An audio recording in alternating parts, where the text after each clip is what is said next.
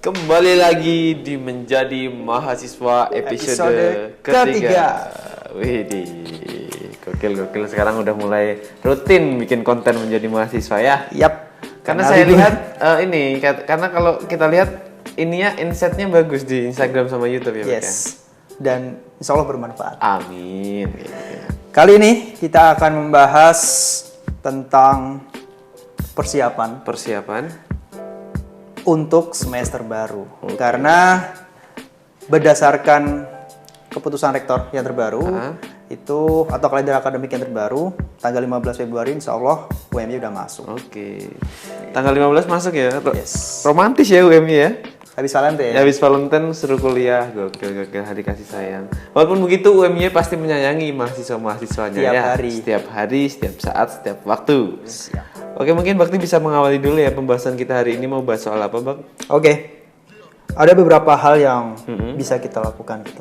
Biar semester baru lebih baik pastinya. Ya. Kayak gitu. Ada beberapa hal.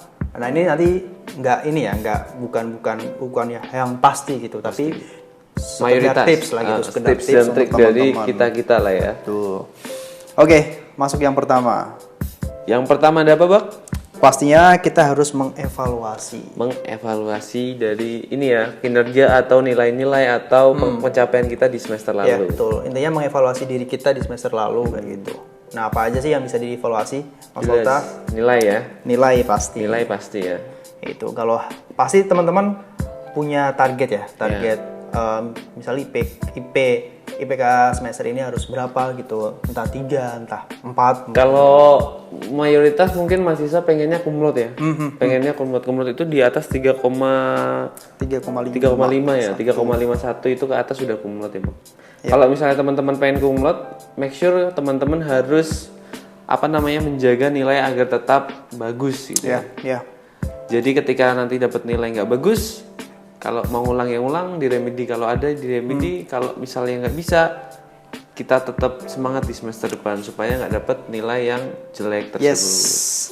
Meskipun ini ya banyak yang bilang kalau IPK tuh nggak menentukan kesuksesan kayak gitu. Tapi IPK itu merepresentasikan kalau kita itu sebagai mahasiswa gitu. Oh gitu. Kalau nilai bagus berarti bisa membuktikan lah kalau kita berarti niat untuk kuliah. Iya, banyak banget orang-orang yang bilang IPK bagus tidak menjamin kesuksesan. Ya. Apalagi yang enggak.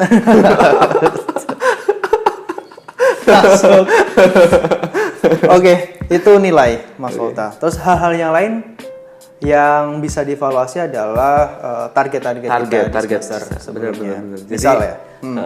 Jadi kalau misalnya pengen tetap konsisten sama nilai, kalau misal ada organisasi atau ada kerjaan atau apa segala macam, kita benar-benar harus ada target setiap minggunya bahkan ya, kita harus ngapain aja, kita mau organisasi yang mana aja gitu, kita mau kerja dari jam berapa sampai jam berapa, kuliahnya juga jangan lupa. Jadi target-target itu harus kita capai kalau paling enggak dalam skala jangka waktu semingguan gitu kalau aku sih. Ya. Jadi setiap minggu kita harus punya target yang harus dicapai gitu. Iya. Atau enggak ya target-target yang besar dalam artian kayak skala 1 semester itu. Misal semester 1 kemarin aku sebenarnya pengen ikut organisasi kayak gitu atau kerja lah atau punya project yang lain. Tapi kalau semester lalu belum bisa kayak gitu, entah karena apapun itu yang teman-teman hadapi, ya itu dievaluasi kenapa sih masalahnya kayak gitu. Nah, kalau bisa semester depan bisa dilakukan, kenapa enggak? Ya. Terus yang lain evaluasi ya selain itulah gitu yang pastinya akan memproyeksikan teman-teman untuk bisa lebih bagus atau lebih baik itu untuk melakukan kegiatan-kegiatan di semester depan kayak gitu. Yang kedua adalah bikin target Mas Volta. Bikin target. Tadi udah di mention Mas Volta ya tentang target. Ya. Penting nggak sih? Penting banget. Kadang tuh kalau aku malah selain mingguan tadi ya, maksudnya target mingguan yang harus aku capai, aku juga kadang ini Bang, untuk nggak kejauhan aku bikin target yang per hari gitu. Oh, per hari. Misal aku hari ini harus ngapain nih? Gitu. Misal aku harus ngerjain tugas atau ketemu dosen buat konsultasi tugas atau untuk organisasi atau apa segala macam. Dan aku pasti selalu nyelipin satu tugas di mana aku harus bahagia di hari itu. Oh, Asik. Jadi Self reward ya. Iya, self reward di hari itu. Jadi kamu bisa buat kayak makan kesukaan kamu, jajan apa segala macem gitu. Karena tubuh kita kan juga perlu self reward kan ya, Bang. Maksudnya kita udah kerja tiap hari capek-capek, kalau misalnya nggak dikasih self reward kayak ya kita kan bukan robot gitu lah, betul. gitu. Kita juga harus punya perasaan di mana kita juga harus seneng gitu. Tapi yang paling penting dari self reward adalah jangan sampai hal itu untuk menutupi. Jangan sampai self reward berkedok boros. Oh iya benar. Itu yang paling penting gitu. Jangan Mengapresiasi diri sendiri sangat penting. Sangat penting. Gitu. Nah, bikin target ini Mas Volta. Ya. Banyak orang yang sukses itu yang sebelumnya kita pernah ngadain acara kayak gitu. Mereka jadi narasumber. Kebanyakan memang mereka membuat target gitu, target tahun, target semester, target minggu, target hari, kayak semacam to-do list kayak gitulah. To-do list. Nah itu emang salah satu pedoman kita untuk berjalan lah istilahnya. Kalau ada target, jalannya terarah. Ya, kalau umat Islam pedomannya adalah Al-Qur'an dan Al-Hadis. Oke. Ya, lanjut, mirip itu. Lanjut, Bang. Oke, bikin target ya, teman-teman. Kalau misal sekarang belum ada, ya dibuatlah gitu. Nggak harus selalu dituliskan, kayak itu nggak harus dituliskan di note atau sticky note dan sebagainya. Tapi jadi kayak komitmen teman-teman. Oh, semester depan aku harus dapat nilai yang bagus. Semester depan aku harus ikut organisasi, harus bisa lebih mengembangkan diri. Ya benar banget sih, Bang. To-do list itu juga bisa kayak selain jadi pedoman juga kayak kita ada yang ngawasin gitu kan. Kalau misalnya buat aku sendiri, kayak misalnya kamu udah tulis apa di hari ini ya, kalau belum tuh rasanya kayak was-was gitu loh. Berarti juga gitu nggak? Betul. Oke, bikin target. Setelah itu fokus dengan tujuan atau target yang sudah dibuat kemarin. Kayak itu. Bener banget. Karena konsisten tuh hal yang paling sulit ya, Bang ya. Konsisten adalah hal yang paling sulit banget. Kadang-kadang kita udah udah bikin to-do list gitu, kalau lagi males ya udah ini nggak dulu, kayaknya bisa besok deh gitu. Banyak kan bisa banget kayak gitu kan. Tapi memang itu hal-hal yang sangat-sangat harus dihindari ya, Bang ya. Iya. Ya meskipun memang di tengah jalan gitu pasti ada perubahan dinamikanya lah kayak gitu. Tapi target yang dibuat itu tadi jadi pedoman gitu. Kalau misal masalah itu masih kecil dalam artian kayak ini target ini dengan masalah ini masih bisa dialihkan ke mana kayak gitu. Jadi ya tadi fungsinya target memang seperti itu gitu. Kalau misal ada masalah, ada dinamika yang memang di luar ekspektasi kita di awal, target-target tadi bisa jadi kayak pacuan. Ini target ini ada masalah ini, aku harus lewatin mana gitu, harus merubah kemana kayak gitu. Oke, bener banget sih. Kadang kayak gitu juga perlu ya, biar kita nggak stres ketika target itu nggak tercapai gitu kan. Kita harus bisa cari alternatif lain gitu supaya target itu tetap bisa tercapai. Yes, exactly. Terus yang keempat. Iya, keempat. Yang keempat ini terakhir.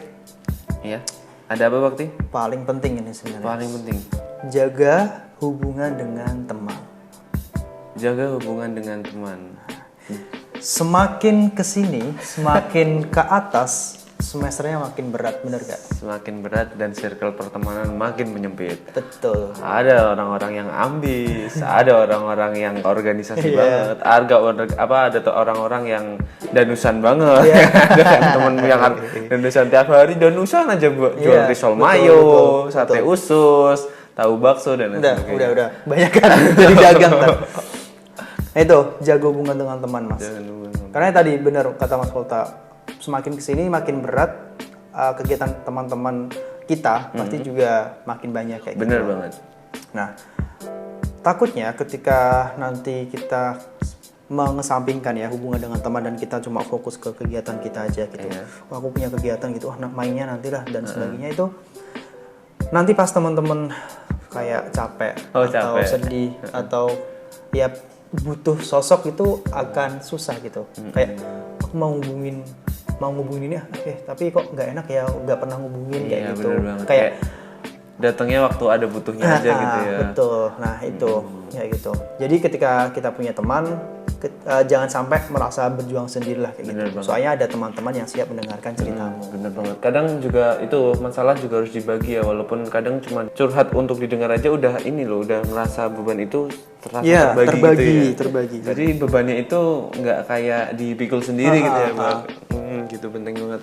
Nah juga kalau sepengalamanku sih ya, jadi kalau semakin semester bertambah itu semakin circle pertemanan makin mengecil karena kita terjaring oleh minat dan bakat dan keinginan fokus yang berbeda gitu ya. Pernah gak sih dulu waktu di awal-awal maba grupnya rame banget, bahas apapun itu dibahas, kayak misal politik dibahas, makanan, tempat nongkrong, wisata di Jogja dan sebagainya mesti dibahas. Dari hal yang penting sampai yang makin kesini grupnya udah sepi, grupnya cuma buat langganan buat acara-acara organisasi gitu kan, pasti banyak kayak kegiatan. Gitu. Dan circle pertemanan makin menyempit, cuma orang-orang yang orang-orang yang benar-benar dekat sama kita yang tetap berhubungan dengan kita. Makanya jaga pertemanan itu penting banget sih teman-teman. Walaupun cuma 1-5, ketika itu benar-benar dekat itu udah membantu banget daripada banyak tapi nggak deket ya Pak. Iya. Bener Mas, teman sebenarnya nggak harus dilihat dari kuantitasnya gitu. Itu lebih ke nanti ke networking ya. Tapi kalau yang teman di sini adalah teman-teman yang support selalu. Jadi support system. Kapanpun itu kayak gitu. Nggak harus banyak, 1-5 kayak udah cukup lah kayak gitu untuk ya tadi kalau kita butuh semangat dan sebagainya. Mereka butuh semangat, kita hadir. Kalau kita kesusahan kita bantu. Bang Tika sekarang juga semenjak lulus temennya cuma anak-anak LIP. Iya, seperti itu. Maksudnya seperti itu. Langsung sedih ya.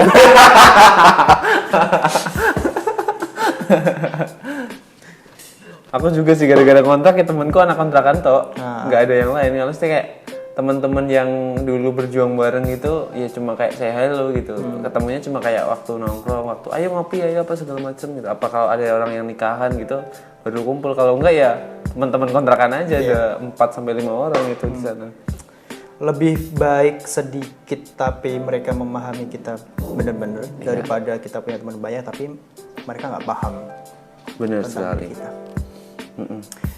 Oke, that's all, Mas Volta. Ada 4 tips atau 4 rekomendasi gitu ya tentang untuk persiapan semester baru. Iya, benar banget Bang. Jadi kalau misalnya semester kamu mau lebih berwarna dan lebih bagus lagi daripada semester yang lalu, kamu harus ya paling nggak usah didengerin, diikutin aja tips dari kita. Ya. Gimana caranya? Kok nggak didengerin tapi diikutin?